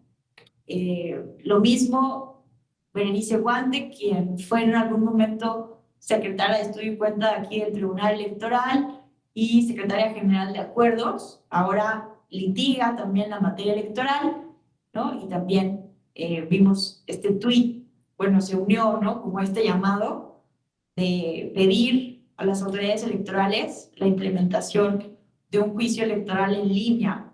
Lo mismo Arturo Espinosa, quien también en su momento fue por muchos años secretario de Estudio y Cuenta aquí de la Sala Superior del Tribunal y ahora tiene también una consultoría, también tiene el laboratorio de litigio electoral, también, ¿no? Se sumó a este llamado.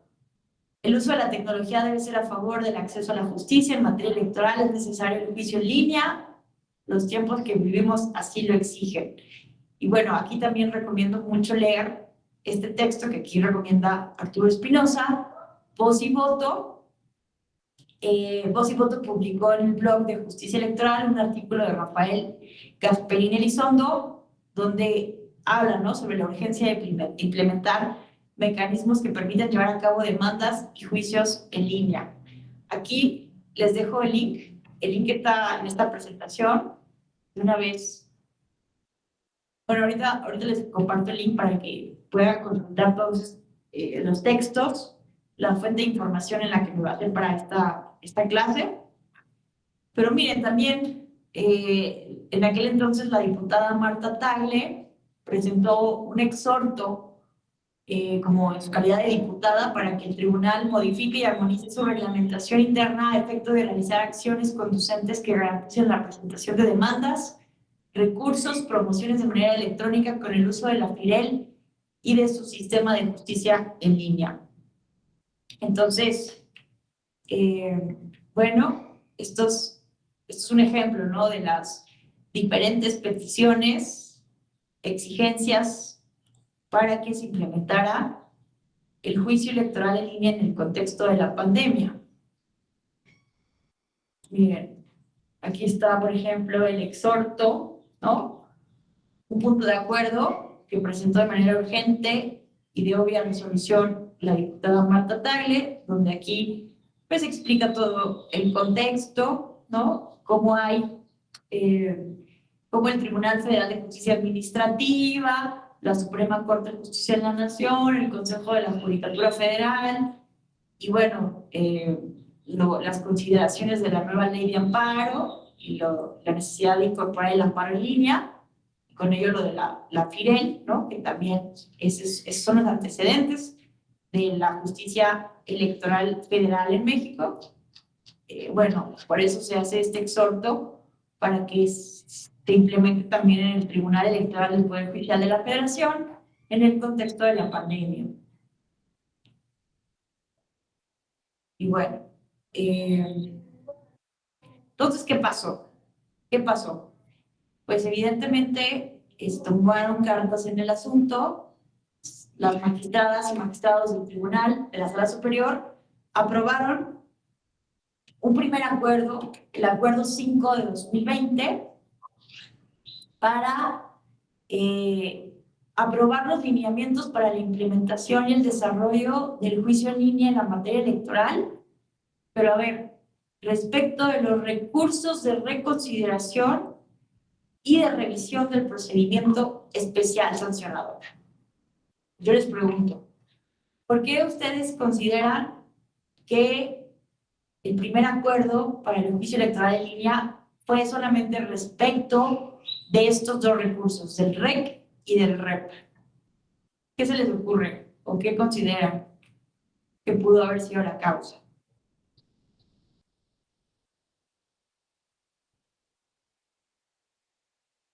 Sí, te escuchamos. No sé si pueda atender a la celeridad de los plazos, o sea, como que son medios de impugnación con plazos más cortos y dada la naturaleza de los actos que se impugnan, pues a lo mejor sus efectos podrían tener efectos perjudiciales si se demora más. Sí tiene que ver con la naturaleza de lo que resuelven. ¿Alguien más? Más o menos va por ahí. ¿Más? ¿Alguien más?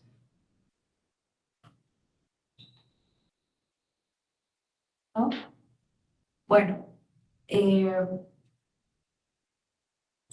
fíjense. Ay, esperen un momentito. Acá estoy. Miren, sí tuvo que ver. Lo que estoy viendo es que no se está viendo todo, no se ven los documentos que les estoy abriendo. Espérenme tantito.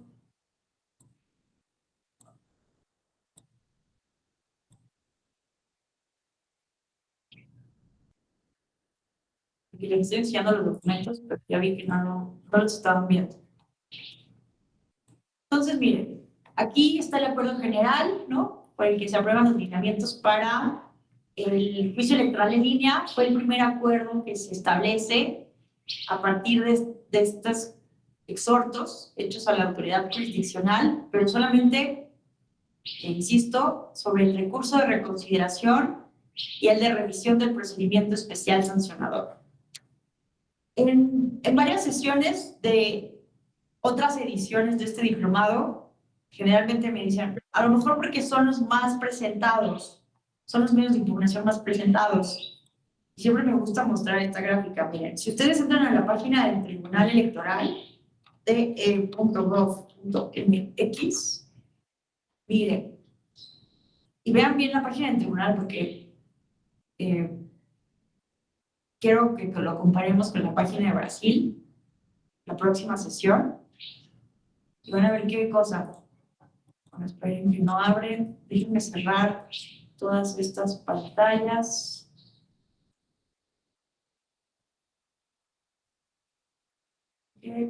No abren.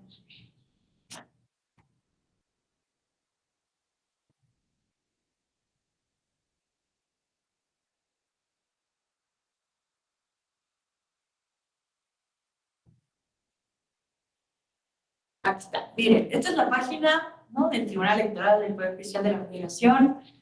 Aquí está el apartado de juicio en línea. Inmediatamente se puede identificar. Eso es algo muy positivo. Pero lo que yo quiero que veamos está acá. Si ustedes entran, bajan, aquí hay un apartado de estadística electoral. Le damos clic aquí. Vean estas estadísticas, porque quiero que las comparemos con las estadísticas de Brasil, que ya tiene digitalizado todo. Vean esto, ¿no? Aquí son números, pero lo que yo quiero que veamos ahorita en estos momentos es asuntos recibidos por año. Vean esto. Los datos están actualizados al día de hoy, al 31 de marzo de 2023. Del 1 de noviembre de 1996, es decir, desde la creación del Tribunal Electoral al día de hoy, miren cuántos JDC se han presentado.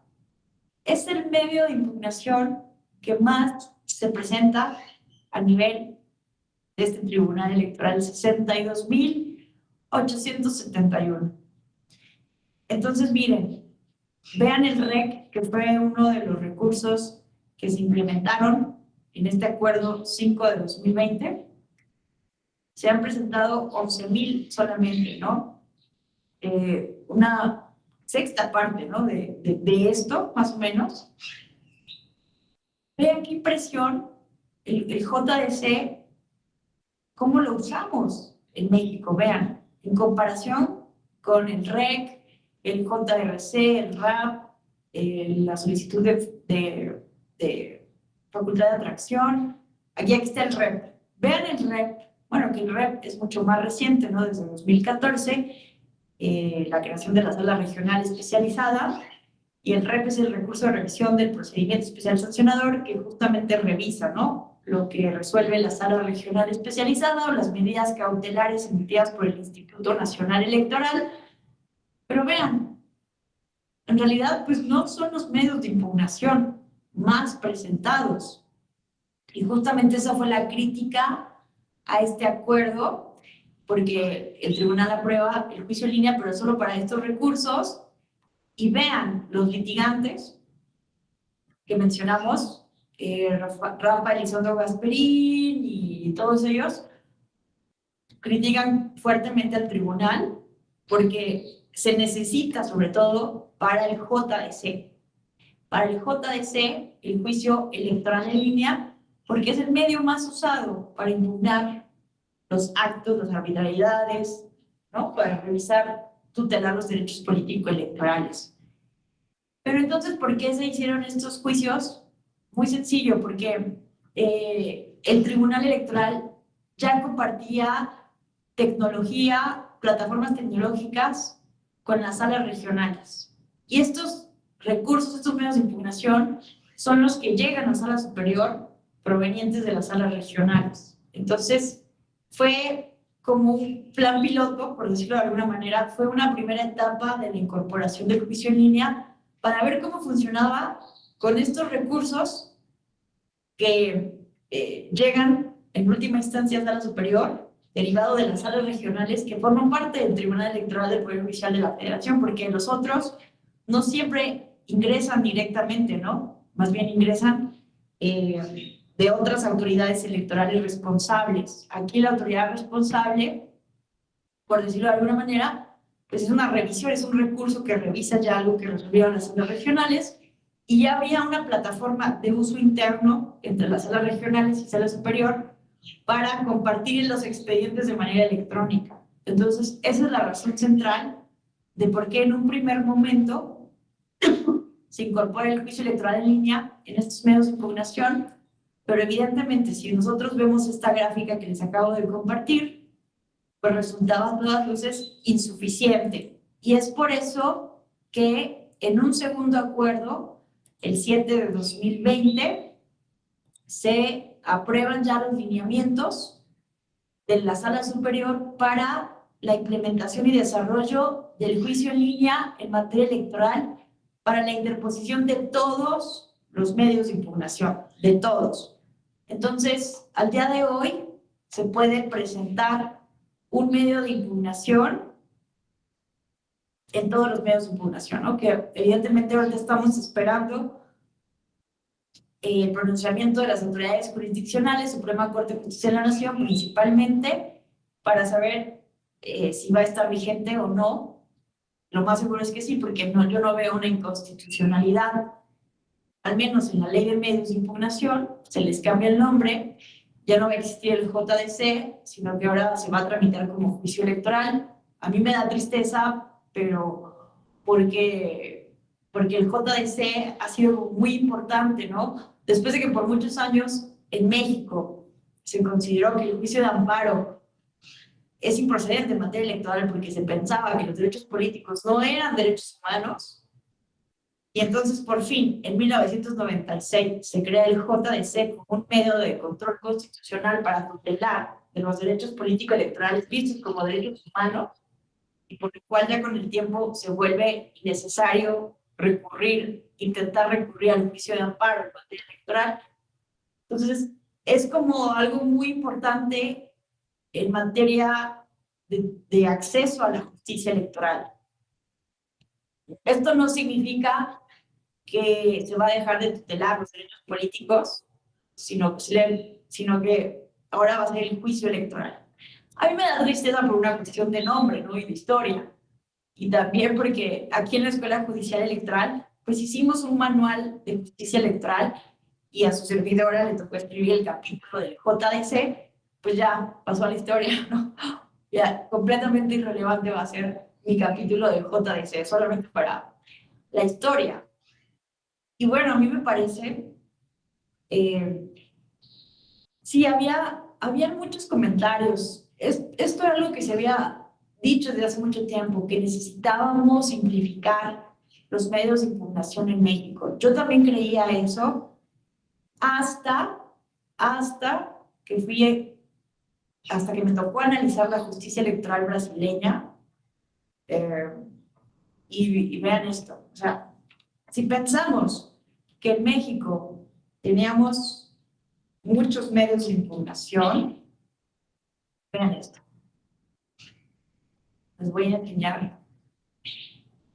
Nosotros estábamos en la gloria con nuestra Ley General del Sistema de Medios de Impugnación en materia electoral, que solamente necesitaba actualizarse, en mi opinión, porque obviamente el juicio electoral se crea por jurisprudencia y la Ley General del Sistema de Medios de Impugnación no la contemplaba, pero aún así, en mi opinión, estábamos en la gloria. Vean esto. Quiero enseñarles las clasificaciones procesales de Brasil. Esperen. No se desesperen, que siempre me cuesta trabajo de identificar. Aquí está, proceso judicial electrónico. Vean esto. Yo me volví prácticamente loca, se los digo, cuando me tocó hacer un reporte de cómo funcionaba la justicia electoral brasileña, porque vean esto. Acción de impugnación del mandato electivo, acción de impugnación del mandato electivo, acción de investigación judicial electoral, acción de justificación de desafiliación partidista, acción rescisoria, acción penal electoral. Bueno, para no llevarnos aquí toda la tarde, vean esto, más de 130 clasificaciones judiciales en la materia electoral en Brasil. Entonces, yo por eso les digo que estábamos en la gloria en el derecho electoral mexicano con nuestros medios de impugnación. Sí está bien que lo hayamos simplificado. Ahora tenemos 4 medios de impugnación. El juicio, bueno, con el plan B, que todavía no está vigente, pero la idea es que vamos a tener el juicio electoral, el JRC, juicio de revisión constitucional, el recurso de revisión administrativa y el juicio para dirimir los conflictos electorales. Todo lo demás se va a meter en el juicio electoral. Está bien, pero vean, no estábamos tan mal pensando esto. ¿Y saben qué es lo peor del caso brasileño? Evidentemente tienen muchas ventajas, y aquí yo quiero poner su justicia digital como una cuestión ejemplar. Pero algo que no es tan positivo de la justicia electoral brasileña, vean esto. Son más de 130 clases procesales que además no están concentradas en una sola ley electoral procesal como aquí. Cada una de estas clases procesales, esto es una acción de impugnación, se puede impugnar ya un candidato o candidata cuando ya está en el ejercicio del cargo. Esta acción de investigación judicial electoral es para investigar delitos sobre el poder económico y el poder político. Y vean estos 2 ejemplos nada más. La acción de impugnación del mandato electivo está desde el artículo 14 de la Constitución Federal Brasileña. Pero vean esto. La acción de investigación judicial electoral está regulado en el artículo 22 de una ley complementaria. Y esta acción de justificación de desafiliación partidista está en el artículo 1 de una resolución del tribunal. Es decir, estas 130 clasificaciones procesales de la justicia electoral brasileña está disperso por una gran cantidad de instrumentos jurídicos. Entonces, no saben, sí fue muy difícil para su servidora, que además no habla portugués, solamente lo leo, pero no saben cuánto me costó realmente hacerle sentido a su sistema procesal electoral, que además también tiene una gran sobrecarga de impugnaciones. Y bueno, ya les platicaré más a fondo la próxima vez que los vea, porque vean, es una locura realmente. pero lo que le ha ayudado muchísimo a Brasil es que todo esto, todas estas 150, más de 130 clasificaciones procesales, las tienen completamente digitalizadas. Entonces, eso ayuda muchísimo, vamos a ver, a hacer estadísticas y políticas judiciales y electorales. Pero aquí lo vamos a dejar.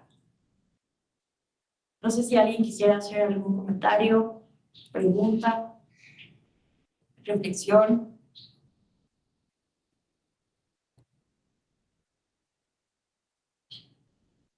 Cindy, te escuchamos. Gracias. Pues a mí se me hizo muy interesante la clase de hoy, se me hizo como muy práctica y yo creo que vamos ya aterrizando un poquito más en tema porque, bueno, las otras clases era un poquito de la razón de ser y el por qué, pero a mí ya me quedó ahorita un poquito más claro, o sea, ya la operatividad pues o la implementación, el por qué estos medios, la verdad es que está bien interesante la razón y pues yo creo que el derecho comparado nos da una perspectiva muy clara y sobre todo para identificar las bondades de lo que ya tenemos, hacia dónde podemos transitar y con esos ejemplos muy claros. Luego a veces uno se queja, pero pues hay otros lugares donde están peor, ¿verdad? Pero, y la verdad, a mí me gustó mucho esta perspectiva que tú manejaste hoy en el sentido de que pues no nos va a resolver la vida, no nos va a resolver el tema, o sea, es una herramienta, no es el fondo, es la forma, es una herramienta. Creo que nos queda claro la intención de que precisamente el juicio en línea es para que la ciudadanía pueda tener mayor acceso a los medios de impugnación y pues sí, a mí, bueno, yo también he escuchado desde hace tiempo esa posibilidad de que se tuviera un solo medio de impugnación y a través de él pues solventar todos los temas, ¿no? Sobre todo que luego era una confusión en la ciudadanía que luego no es experta en cuál medio procede y que reencauzarlo o renombrarlo y cosas así. Entonces yo creo que se va transitando pues hacia lo simple y hacia lo efectivo y lo adecuado. Yo la verdad, bueno, siempre es un placer escucharte, siempre con mucha claridad, con mucha perspectiva y pues agradezco mucho. Lamentablemente el próximo lunes yo no voy a poder asistir, no sé si tú sigas con la siguiente clase, por eso también quise tomar el uso de la voz y agradecerte y pues espero conseguir la grabación de la siguiente clase. Es cuanto, muchas gracias. Muchas gracias, Cindy. También siempre es un placer saludarte, escuchar tus comentarios, tus reflexiones. Me parece que con lo que comentas podemos cerrar muy bien esta clase del día de hoy. Sí, voy a estar con ustedes el lunes. Yo no estaba segura de la Semana Santa, estoy confundida en todo esto, pero sí, vamos a estar, pero no te preocupes, mándanos un correo para mandarte la grabación de la clase, que la puedas ver. Aquí voy a dejar mi correo para todas y todos ustedes, en caso de alguna duda, porque sí, el próximo lunes vamos a ver, ¿no? Ya cómo funciona específicamente el juicio en línea, cómo se ha implementado ya las estadísticas, por qué no ha sido tan utilizado. Ay, es que no puedo poner aquí el arroba, pero miren, es Marta, no le hagan caso a eso. Es marta.te.gov.mx. Perdón que no ponga, es que este teclado está muy extraño. Exacto. Tomé nota, de ahorita que lo dictaste, sí está bien así. Pero solo es una M. Una M, en DM. Déjalo corrijo. Ah, no, y va una M después de Tello. Marta.tellón.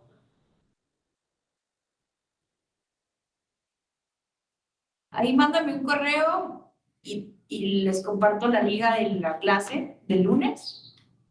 Bueno, a las demás, los veo el lunes y les agradezco enormemente su atención. Gracias por los amables comentarios y bueno, pues seguiremos reflexionando sobre la importancia de la tecnología para mejorar el acceso a la justicia electoral. Les deseo que tengan excelente fin de semana y un abrazo hasta donde sea que se encuentren. Gracias.